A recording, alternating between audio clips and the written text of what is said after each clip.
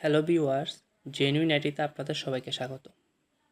অ্যাসাইনমেন্টের আরেকটি টিউটোরিয়ালে আপনাদের সবাইকে স্বাগতম। আজকের টিউটোরিয়ালে আমি দেখাবো বা আজকের ভিডিওতে আমি দেখাবো যে নবম শ্রেণীর ভূগোল সাবজেক্টের অ্যাসাইনমেন্টটি আপনি কিভাবে করবেন বা অ্যাসাইনমেন্টের সলিউশন বা সমাধানটা আজকের ভিডিওতে আমি দেখাবো। অ্যাসাইনমেন্টের আগের ভিডিওগুলোতে আমি দেখিয়েছি কিভাবে আপনি বিভিন্ন ক্লাসের অষ্টম, ষষ্ঠ, নবম শ্রেণীর বিভিন্ন ক্লাসের বিভিন্ন সাবজেক্টের অ্যাসাইনমেন্ট খুব সহজেই সমাধান করতে পারবেন সেই বিষয়গুলো আপনাদেরকে দেখিয়েছি এবং অ্যাসাইনমেন্টের সমাধান করে হুবহু আপনাদের সামনে হাজির করেছি। তো আজকের ভিডিওতে আমি ঠিক ওই ভিডিওগুলোর মতো ওই অ্যাসাইনমেন্টগুলোর মতন নবম শ্রেণীর ভূগোল অ্যাসাইনমেন্টটি আমি আজকের ভিডিওতে আমি দেখাবো। তো ধৈর্য সহকারে ভিডিওটি দেখুন। তার আগে বলে রাখি, আমার চ্যানেলে যারা নতুন তারা অবশ্যই সাবস্ক্রাইব করে পাশে থাকা বেল আইকনটি ক্লিক করে দিবেন, আর যারা অলরেডি সাবস্ক্রাইব করেছেন তাদেরকে ধন্যবাদ। তো চলুন শুরু করা যাক। এটা হচ্ছে আমাদের নবম শ্রেণীর ভূগোলের অ্যাসাইনমেন্টের প্রথম প্রশ্নটা, অর্থাৎ প্রথম প্রশ্নতে আমরা যে আপনার স্কুল থেকে যে অ্যাসাইনমেন্টটি দিয়েছিল ভূগোলের, সেই ভূগোলের আপনি অ্যাসাইনমেন্টের প্রথম প্রশ্নটা দেখতে পাবেন যে লেখা আছে যে নক্ষত্রবদন কাকে বলে। অর্থাৎ নক্ষত্রবদন কাকে বলে এটা হচ্ছে প্রশ্ন সহ আমি এখানে উত্তর লিখে দিয়েছি। এখানে লিখে আছে, রাতের মেঘমুক্ত আকাশে অনেক সময় মনে হয়েছে নক্ষত্র ছুটে যাচ্ছে বা কোনো নক্ষত্র যেন এইমাত্র খসে পড়লো, এই ঘটনাকে নক্ষত্র পতন বলে। অর্থাৎ ভিউয়ার্স, আমি খুব সুন্দরভাবে এক কথার মাধ্যমে নক্ষত্র পতন কাকে বলে সেই বিষয়টা আপনাদেরকে সুন্দরভাবে লিখে দিয়েছি এবং উপস্থাপন করেছি। আপনি হুবহু এই লেখাটি লিখলে বা হুবহু অ্যাসাইনমেন্টগুলো আমি যেভাবে দেখিয়েছি সেই অ্যাসাইনমেন্টগুলো ঠিক এভাবে অ্যাসাইনমেন্ট খাতায় লেখলে আপনি খুব সহজেই সমাধান করতে পারবেন। তো এটা হচ্ছে আমাদের প্রথম প্রশ্নের উত্তর। দেন দ্বিতীয় প্রশ্ন, অর্থাৎ দ্বিতীয় প্রশ্নতে ছিল যে আমাদের সৌরজগতের গ্রহগুলির চিত্রসহ বর্ণনা দাও। অর্থাৎ চিত্র এঁকে তারপরে বর্ণনা দিতে বলছে 2 নম্বর প্রশ্নের মধ্যে। তো ভিউয়ার্স, এটা আমি দেখিয়েছি, একটু জুম করে দেখাই। এখানে আমি সৌরজগতের চিত্রটি আমি খুব সুন্দর করে এখানে এঁকে দিয়েছি। তো আপনি আপনার খাতার মধ্যে পেন্সিল দিয়ে, অবশ্যই ভিউয়ার্স আমি আরেকটি আপনাদেরকে সতর্কতা বলে রাখি, সেটা হচ্ছে যে পেন্সিল দিয়ে আপনাকে চিত্রটা আঁকতে হবে। তো এই চিত্রটা যদি আপনি পেন্সিল দিয়ে না আঁকেন সেক্ষেত্রে আপনার নাম্বারটি কমে যেতে পারে। তো এখানে আমি খুব সুন্দরভাবে সৌরজগতের চিত্রটা এঁকে দিয়েছি।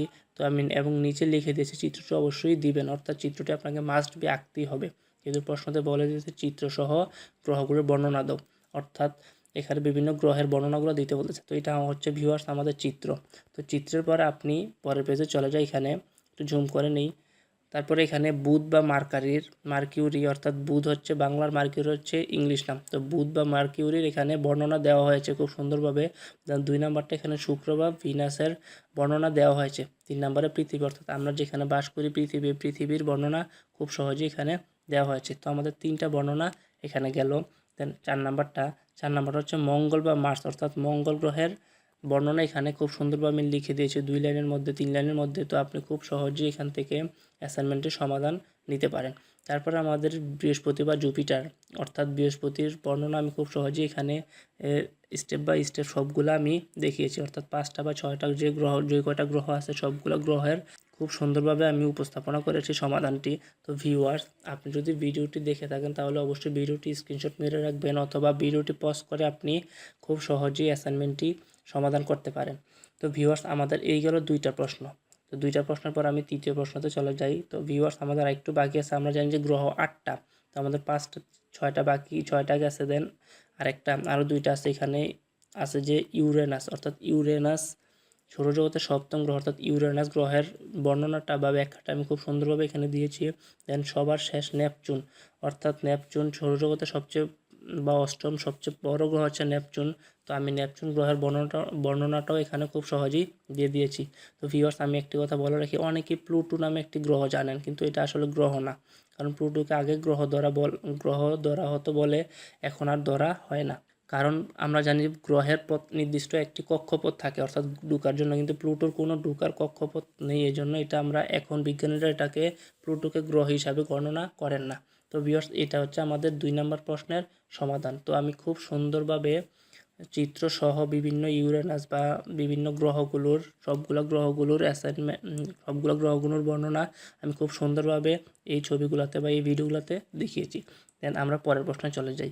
তো পরের প্রশ্নটা অর্থাৎ 2 নম্বর প্রশ্নটাতে আমাদের ছিল যে একটা ম্যাথমেটিক্যাল টার্ম ছিল, অর্থাৎ ঢাকার পূর্বে 2q বলে ঢাকার দ্রাঘিমা রেখা কত হবে, অর্থাৎ ঢাকার দ্রাঘিমা রেখাটা এখানে বের করতে বলছে। তো আমি একটু ঝুম করে নিই ভিডিওটি।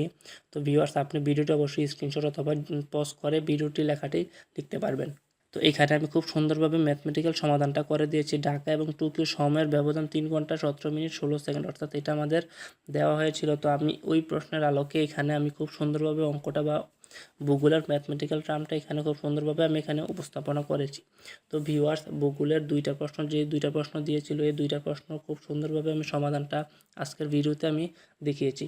তো ভিউয়ার্স, এভাবে প্রত্যেকটি অ্যাসাইনমেন্টের প্রত্যেকটি ভিডিও আমার চ্যানেলে আপনি সবার আগে পেয়ে থাকবেন। তার জন্য আপনাকে যেটা করতে হবে সেটা হচ্ছে যে আপনি যদি নতুন হয়ে থাকেন তাহলে আমার চ্যানেলটি অবশ্যই সাবস্ক্রাইব করে পাশে থাকা বেল আইকনটি ক্লিক করবেন।